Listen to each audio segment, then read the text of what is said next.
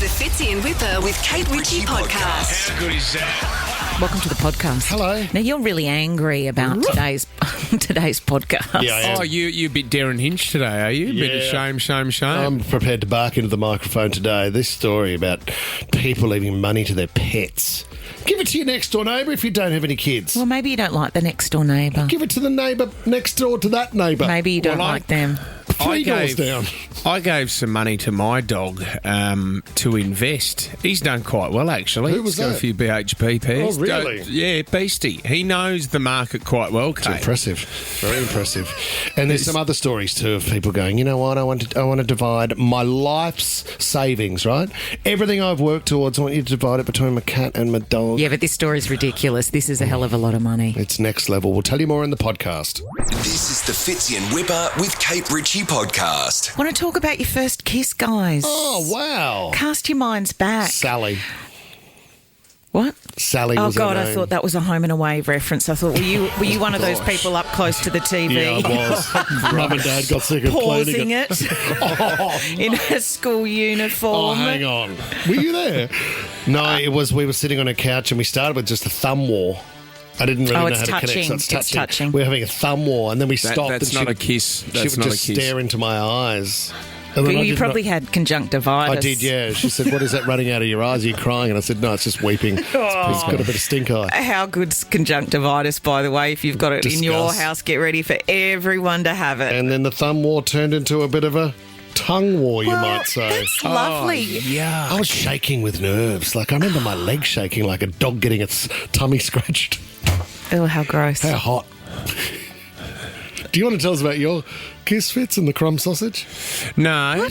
My first kiss was Crystal Brook School Camp, and I remember Kate Ridley was on the swing, yeah. and I remember her blonde hair. I looked over, and it was instant love, Kate. You had a It was swing at school camp? It was instant love, and I then said to one of her friends, I really like Kate. Can you ask if she would go out with me?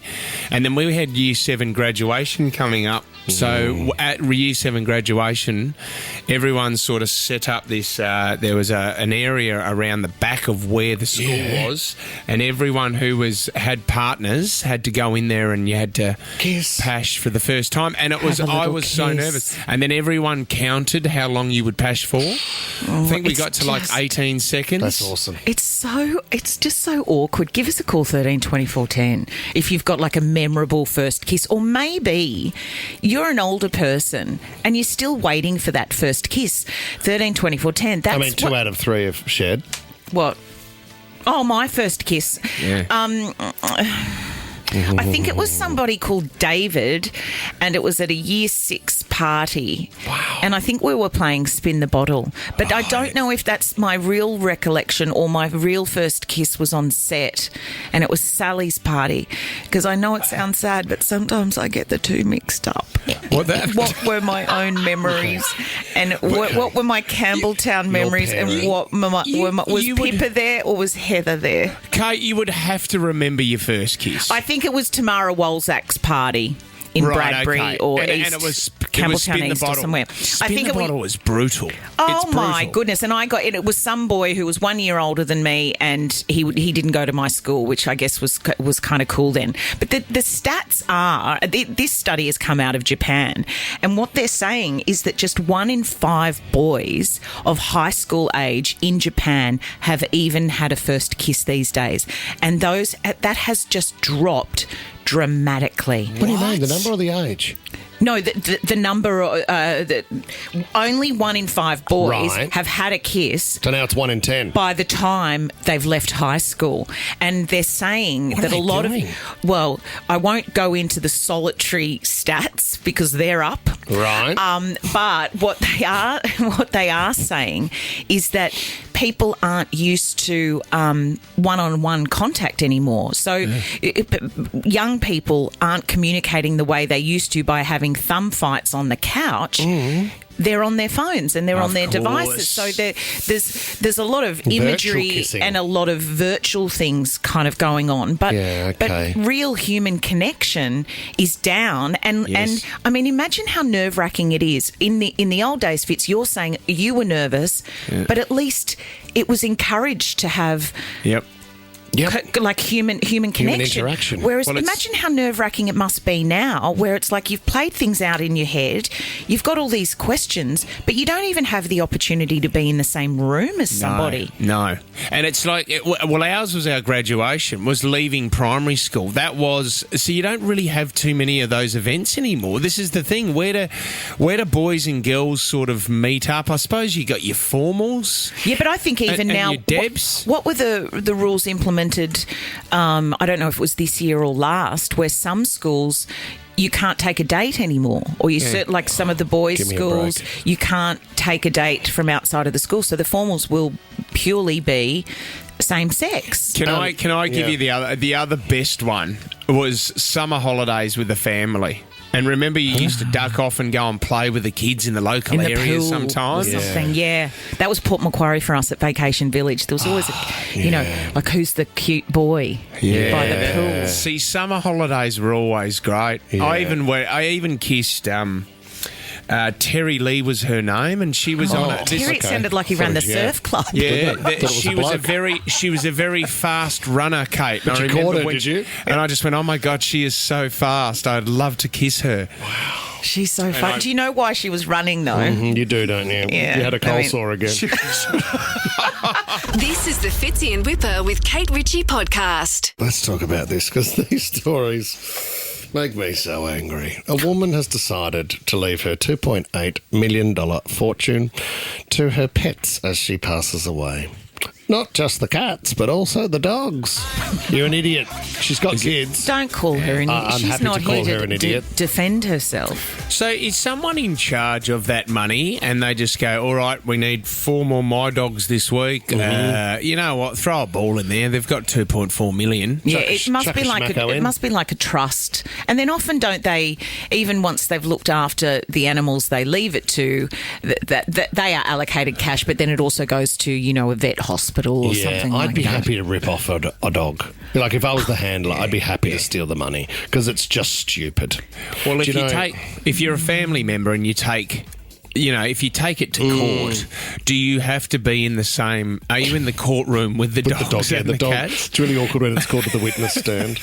Okay, what's your claim, Greyhound? Get so nervous and wheeze Guilty. everywhere. You wheeze everywhere. It's up there, sniffing someone's bum. Imagine being a family member, not getting any of the will at all, and you have to. Oh, imagine setting eyes on that little chihuahua. Is it not an indication, though, if somebody's leaving their fortune to their pets, is it not an indication of a kind of, not a sad existence for them, but that they just didn't connect with anyone or But, feel as Kate, though anyone deserves the money? know what it I mean, says? maybe they were their best friends. It says, Mum would have loved me more if I'd said nothing and sat at her feet. Well, some people do. Do you know what I mean? Yeah. I mean, it happened in my family too. What? It was a bit of a twist, but, a relative passed away and she was part of the church choir. So instead of leaving the money to her kids who had nothing, she left it to the church. Well, that's fair enough. But maybe They the need church it. were nice to And her. what about the kids that were trying to put a meal on the table at the end of the day? And they probably hadn't visited her for 15 years. Well, don't put facts in the story, Kate. Reminds me of that dog Gunther. Remember Gunther, the Alsatian? Oh, that's right, Fitz. You got a joke about Gunther. Oh, That's yeah, right. Gunther. Happy Gunther. It's a weird word, isn't it? Gunther the Fourth. Actually, you know what? $400 million. That's ridiculous. Okay, now I'm happy to get angry about this. Was left to Gunther the Third, the Alsatian, and this woman literally hired helpers to look after the dog So the dog comes out, walks out, gets fed, swims in the pool all day, runs around on the lawn, while people dressed as staff make sure Gunther the Third is okay. Here's the good news for Gunther's kids. Gunther the Third died and Gunther the Fourth got the inheritance. Oh, it's hand-me-down generational wealth. Now we don't know if Gunther the Fourth actually killed Gunther the Third. And all the other dogs would go sniff its bum and go, Oh, my trust fund, God. baby. Trust fund, Yeah, baby. exactly. Can't stand these Nepo puppies. I'm going to say something controversial. Oh, elitist. Not a big fan of the Alsatian. Really? You don't like German Shepherds? I'm not saying that. I'm just. Racist. I'm just putting it out What in the about the world. Swiss Shepherd? You don't Don't know what see that too is. many What? Alsatians around these days, Oh, do you? the long-haired German Shepherd is a beautiful dog. Oh, debatable. No, it's a good dog. It's a really solid dog. Maybe it's Have you hung out with one for a while? Quite a lot, yeah. I know Gunther very well. that'd be right, attaching yourself Yeah, to been somebody stealing in from power. him for years. Give me your cash, you rotten pet. Yes. Right, here we go. Only wants to deal with a dog who's got money. I won't talk to Exactly. anyone else. Are you taking Gunther to Toddy's this How did afternoon? you know? He loves the schnitzel. The Fitzy and Whipper with Kate Ritchie podcast. You were in Parliament House yesterday over in Canberra, but I just need to talk about some of the hypocrisy that's going on with our politicians at the moment. We spoke about this a couple of weeks ago, but What's happened? Anthony Albanese's getting pumped a bit at the moment for the upgrades that he was asking for yeah. at Qantas, and we said he's What the a blow-up. We were like, he's the Prime Minister of Australia. If you're getting on a flight, of course you're going to ask for an upgrade. And I mean, as you ask someone to stand up as you shuffle through an economy so you can get to your window seat, and it's the Prime Minister, you'd be concerned about the country. one of the biggest people that have been getting up and talking about this is opposition frontbencher Bridget McKenzie, getting stuck into him regularly, going, upgrades, you're not a man of the people. It has been declared that she's had 16 free flight upgrades herself, Bridget, so she's sort of gone back into the old front bench and Whoops. kept her voice to herself. Just on that as well, Mark Latham, I mean, he's a bit of a character, Mark. He's just in there to stir a bit of trouble. But he's actually been having a go at quite a few people for being bought off by freebies at Royal Randwick and Rose Hill. He's saying all these politicians, you're getting all these. He's having a go in the racing industry. He doesn't like Peter V'landys. Everyone's getting free tickets. Well, unfortunately, over the weekend at the Melbourne Cup Carnival, the big dance out at Rose Hill, Mark Latham was there with free tickets. He didn't want to get photographed by News Corp. Yeah, and then he looks even more arrogant when he's walking around going, no photos, please. And then James Willis, a reporter, has done some investigating and found out that Mark Latham has accepted 28 hospitality tickets to horse racing and greyhound meetings. Loves the track. Since March 2019. Then he's done some more digging. He's had free 60 tickets to over other sports, rugby league, cricket, A-League, rowing, tennis. Wow. Then Mark Latham said, well, I received tickets to Wimbledon from Mark Philippoussis. However, a spokesman from Mark Philippoussis told the Daily Telegraph, Mark doesn't even recall even meeting Mark Latham. Mark doesn't know Mark. Get over it. Never met him in his life. Other freebies, he got 4 tickets to 4 Sydney FC games. He's just racking up all these free trips and having a go at everybody else for going. Can accept a free ticket, can break a taxi driver's arm. Do you know He's what? the best. You know what? I understand. If you're a politician, it can be a really, really tough job. And you know what? If you can get free tickets to go watch a game of footy, go for it. Yeah. But don't have a go at anyone else. And if you want an upgrade, go into Qantas and ask for an upgrade. Simple you as might that. snag one. It's always a bit of luck, Mark. Good luck. This is the Fitzy and Whipper with Kate Ritchie podcast. Sunday night, the grand finale of The Block. Oh, man, it is heating up. This would have to be one of the most controversial sort of seasons that we've had on the block because we do have some flirting going on between a couple of couples. We've had a couple that have broken up It's outrageous. and have left the show, basically built a whole house and have left the show. We need more updates on that. The magnificent host, Scotty Cam, joins us now. Scotty! Hey, Well, man, how are you, team? I don't Very remember. excited to be chatting to you guys. I don't remember when there was such controversy controversy on TV. Full stop, Scotty. It's been a real juggernaut of emotions, hasn't it? Yes, I'd like to apologise right now. I'm sorry. I'm trying So you should. to keep it all together. I don't know how you've had this much going on in such a short space of time. It feels like it was only yesterday we had you in here to kick off the series. Yes. I mean, how can all these houses get built, and how can all the scandal be packaged up neatly into a Sunday night? It's an organic show, I've got to point out, and we sort of put 8, 9, 10 cameras on the ground and leave everyone to their own devices. This year, we probably should have wrangled it a bit better, I suppose. Scotty, I just want to say the amount of biting your tongue that you've done on this series. Because, Scotty, I know, and you've always said to us, this is the most lucrative reality show in the world. And what did the winners take home last year, Scotty? What were the winners taking home? $1.7 million cash. 1.7. Where else are you going to win that kind of money in a reality show? So anyone that gets on this show, it's a blessing. Like, you should be so lucky to even be considered to get onto the show. So it must be hard when you hear, some of these contestants bagging the show, bagging you, bagging the judges, and they just want out. Is that hard for you to bite your tongue?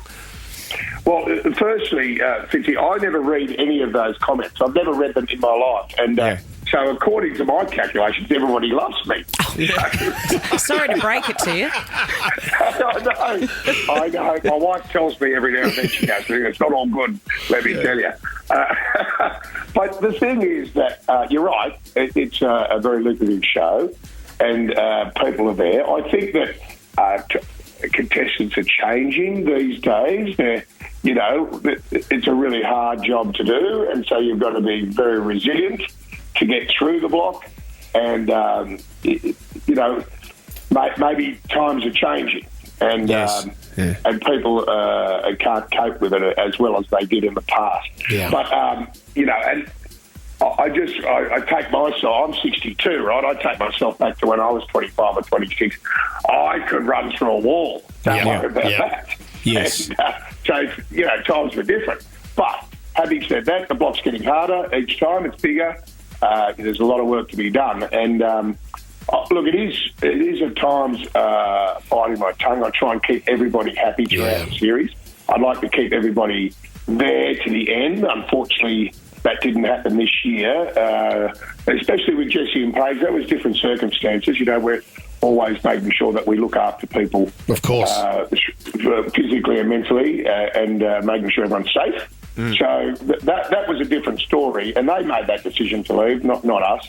We discussed it with them. And then we've got Kylie and Brad, who have left a couple of times along the way for various reasons. That's out of my control, and there's a little bit of potty mouth. I was abused for no reason, I thought. Yeah. Scotty, how do you think your wife would go if she overheard you saying to another girl, "I'd love to see your OnlyFans page"? Be a bit of an issue? Number one, I don't know how to get on it. I don't know how that works. Because, as I said, I'm 62. I'm struggling to use a mobile phone, as we've seen in the past. Yes. When we got cut off about 5 times. Yes. But I know that would not go down well, of course. But also, my wife is not happy with how some people talk to me. Of course. Yes, I know. Yeah. Well, okay, so can we confirm, Scotty, Kylie and Brad have basically done the whole show. They've built a whole house. They will not be at the auction on the weekend. Can we confirm that, or they are? We can't confirm anything with those guys because they're not incommunicado. And, really?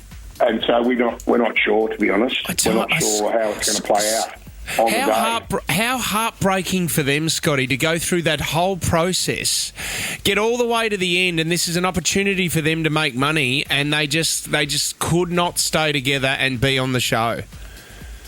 Yeah, I'm not sure, mate. It's pretty odd. It's shooting yourself in the foot, I suppose. But I think that maybe they think a bit differently to maybe me. Look, they've got to. Surely they'll be there. They've got you'd to. have They've got to to be hope there. so. It's like you've got to. You're so close to I would have thought so. Yeah, you got it. You're nearly at the finish line. Just one more day, guys. One more day. Unbelievable. Well, Scotty, Yeah, look, I would have thought so. But look, honestly, our publicity people, who are the people that talk to them when it's on air and things like that, I don't have communication with them because I'm doing other things. But we've got people at the network that do that, and they have been struggling to make contact with them throughout the time, you know. So, and they have made contact. So, to be honest, we're not sure. Right. yeah. Okay. Well, Scotty, I'm currently on your Only Ceilings fans page, and that is quite hot. That's amazing. That's a 6-plater. I've run that page for quite a few years now, boys. I'm so glad that you got on it. Scotty, we can't wait. We can't wait for Sunday night, mate. We love you, mate. Beautiful. See Yeah, ya. I'm looking forward to it. I'm a bit nervous, but we'll be Oh, right. you've done it before. Good on you, Scotty. Thanks for joining us, legend. See ya. See you, buddy. This is the Fitzy and Whipper with Kate Ritchie podcast.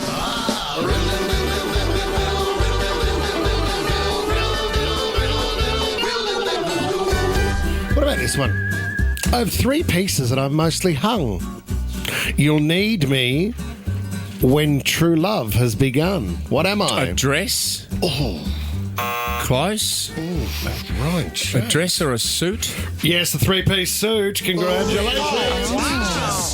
You are on fire, and usually by this time on a Friday, fallen Fitz, asleep. you're not interested. You've actually gone to the toilet during this time each Friday. I've just got given a Hungry Jack's barista-made coffee, and I am up and running. Thank you. Jack's calf. Here we go, guys. I can count the time, but not the hour. You cannot take me with you when you have a shower. I start off strong, but end up in a puddle. What am I? It's a good riddle. It's a really strong riddle out of the Riddle Factory. Like a block of ice. No. Reflection? No. End up in a puddle. Riddle Factory. I crunched them yesterday for 12 hours. No, you didn't. I walked into the I saw office. you in Canberra. Whoops. I said to the Prime Minister, you need to help me with riddle time in this nation needs quality riddles. I've got a riddle for you, Albo. It's me. He went on to Snapchat to find one. Lucky he was over 16. That's true. I can count the time, but not the hour. I could count. You can't take me in the shower. Why can't you take them in the shower? Because it's an electric something. No. I start off strong, but end up in a puddle. Oh, it's a candle. Yes, it is, Kate Ritchie. You should not take your candles in the shower. I've said that forever. What about this one? When you're in a car, what kind of running means walking? Running out of gas? I'll Running out accept of- petrol.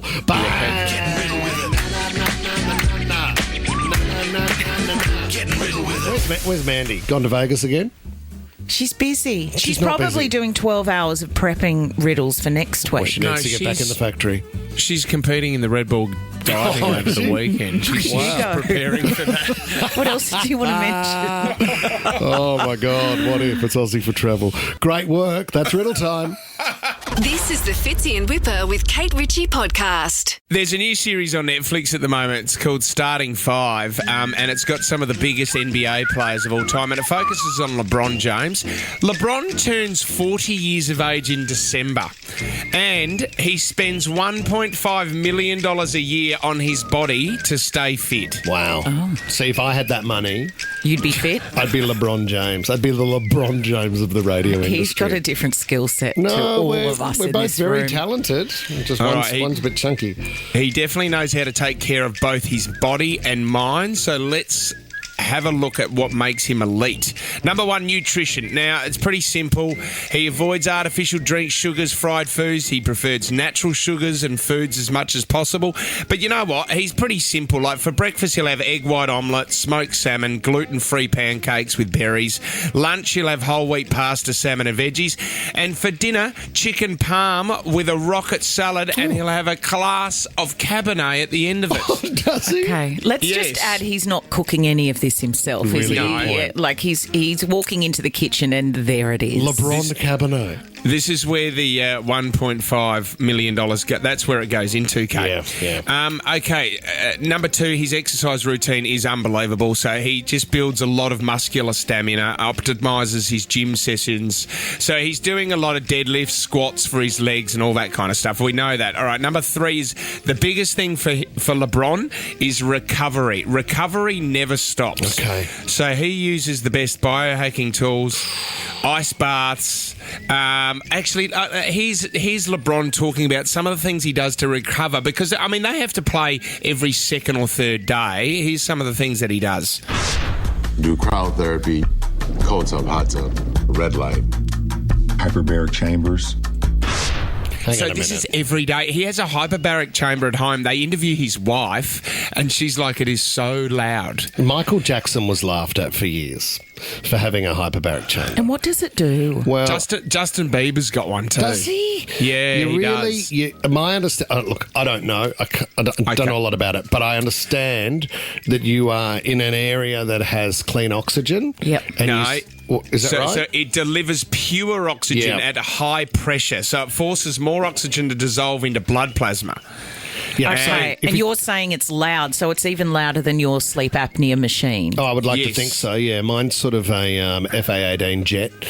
His is louder than that. His is more of a 747. So what it basically does is supercharges the body's healing by providing extra energy for cell repair and reducing inflammation. That's the big one. The cryotherapy is the one that you've seen everyone goes into. yeah, like dry and ice? Yeah, and it's like minus 200 degrees and you've got all that smoke going around you, Kate. Then he has ice baths, then he has hot baths. But the big thing for LeBron as well is his sleep. Right? So sleep is crucial for LeBron. He sleeps 12 hours a night. You're kidding me. He takes 7 naps a day. No, he doesn't! He has his own private jet. So when he's flying to Yeah. each game, he has his own private jet. He'll sleep on the plane.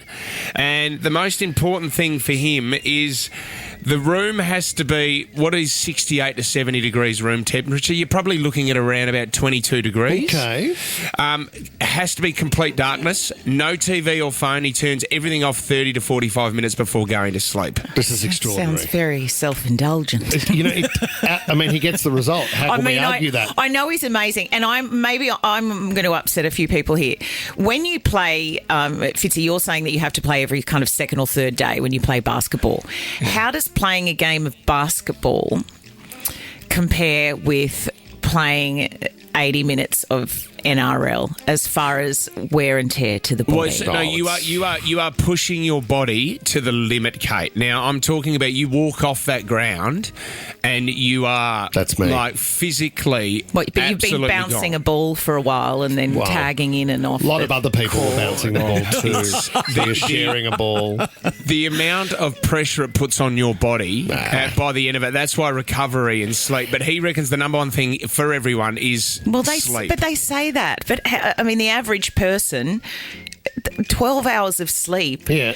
I think you wake up feeling like you've been in a coma. You do. And Fitz, I'm trying to work out whether the sleep every 7 hours is built into that 12 hours total, or is he doing 12, wakes up, and then an hour later he goes, oh, there's my alarm. So he No, goes he's down doing for half power hour. naps. He's doing Is he? 10, 20-minute power See, naps. that's Snoop Dogg, isn't it? And Snoop there Dogg was- does that for 24 hours a day. But that's after That's he the punches night- a few that's like- cones. Oh, right. That's a different sort of That's medicine. a different kind of sleep. Different sort of You can't routine. say that. But there was a moment in the documentary where he's actually doing an interview and he goes, "Oh, guys, I've got to finish up here because I've got to go for a kip." And he goes for a power nap and comes back and does the rest of the interview. Awesome. Wow, I'd love it's- to have that. Worth the cash, though, isn't it? I'd do it any day of the week. This is the Fitzy and Whipper with Kate Ritchie podcast. The mystery has been solved. We now have further detail about what was in our little black tar balls that were turning up on the beaches. Oh, thank goodness. Oh, my God. Coogee had to be shut down Bondi for 48 hours while a clean-up mission happened. I kept a couple. So what's in there, mate? Oh, that's I wouldn't great. mind. I'll open them up soon. As I a might tip- even. Well, don't. They might be gremlins. No, you're fine, mate. Hold on to them. They're good to have around the house. Yeah. They were really, really just balls of human waste.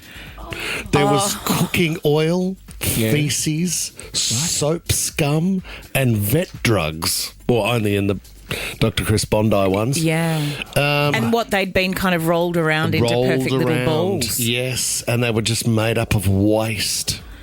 What? Oh, so if you've got one on your bedside table, because you know what kids are like. They go to the beach, they collect stuff. That's a nature table. Yeah. I've got it here with my stick and my leaf that looks like a heart shape. Isn't it beautiful? Hey, Mum. Honey, go get yourself a shell. You don't need a little black tar ball. You don't need a... Well, it's not even tar. What are we calling it now? Feces ball. Okay. You don't need a feces ball by your bed, darling. Just... What is it? Is it like a fat berg? It is Remember like the a fat Yeah, berg? they are just, aren't they the most disgusting thing? I mean, even pulling the hair out of your shower. I have an issue with that, and I know I'm the hairy one, but Lisa's hair is long, and every now and then the shower just starts filling up at the bottom. So I have to take the square out of the bottom of the shower, and then I get a coat hanger, and I dig the hair and the grime out of the shower.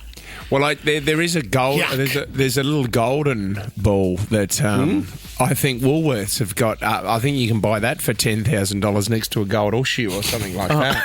What? That'll be the new promo for Woolies next. Balls. Yeah. Buy over $10 and you get yourself a voucher for a little black tar ball from Coogee. It's got cooking oil, feces, soap, scum and bed drugs. Just spend over $30 for your little black ball. Can you imagine all the wives sending their husbands into Woolies to buy themselves some... Get involved. The good news is, of course, they have been cleaned up. But if anybody, you're right, Fitz, if anyone was building a nature table and held on to one of these little black balls, get rid of it. It's Worth full a of fortune. poo. The Fitzy and Whipper with Kate Ritchie podcast. Got some news for you guys. Here we go in breaking news, Kate Ritchie. Well, I do love a story about love. And this isn't necessarily about love because we're talking about marriage. Are you going to tell us something? Yeah. You're in love. Oh no, not to do sorry. not to do with God, I thought it was not to do with personal. me. I'm working on self-love. And that's where it has to start. And that's where it starts, because if you don't love yourself, you do not have the ability to love others. Apparently, unmarried people are up to 80% more likely to have depressive symptoms than those who are wed. This is what this analysis suggests. Now, usually we talk about these stories and the information that comes out from them are, you're better off single. Yeah, okay. You know, yeah, like... more time to yourself. Yeah. Self-care. It is nice to nurture, and if you have a grand idea of what family is and you want to have children and all of those things, you can get so much out of it. But generally, things don't always go to plan, or they don't turn out the way you were hoping, and maybe you're not married to the right person. Could be. You know what I mean. But this has flipped this completely. So if you're heading into the weekend and you're thinking, oh my goodness, I'm about to reach 15 years of marriage, congratulations to you. Chances are that you've done well, and generally you're happy than the single people heading into the weekend. And you might be cheating. Yeah. To remain happy. Sorry, there's no hard. I and don't fast think rule. cheating is. I don't think it ever ends up well. Quite often, Kate, you will hear a divorced or separated couple, and they'll say, "Life's really good. I get every second weekend off." What? From the kids. Oh, I see So, what you mean. yeah. But I know that, look, there is an argument for that. But I have to say, as somebody who has had to Go through that. co-parent, there is a very long period, and depending on who the ex-partner is. I mean, some people have very amicable splits, some don't, and it's hideous for people. But there is a long period of learning to accept that this is a new way of life and that this was never the plan, and that as much as you'd like to think you could wake up on a Saturday morning whenever you feel like it, you can end up feeling quite empty. You know, where are the kids? It's be careful what you wish for kind of thing. Well, for you, it's different because you can just walk down to the news agency and see that you're engaged to Dr. Chris Brown on the front cover of New Idea. I mean, But I've is never it- been single in my life, apparently. Do you get that feeling before you roll over and look at the 23-year-old guy that you picked up from Bondi Iceberg? actually Mate, can't say that. I think you've got me mixed up with somebody else. You cannot put facts in the story, Ryan. That is a disgrace. I will defend Kate. That was only once a month. Oh my goodness, I hope my daughter is not in the car. That's never happened. No, you're thinking of the wrong female radio host. Fitzy and Whipper with Kate Ritchie is a Nova podcast. For more great shows like this, download the Nova Player via the App Store or Google Play. The Nova Player.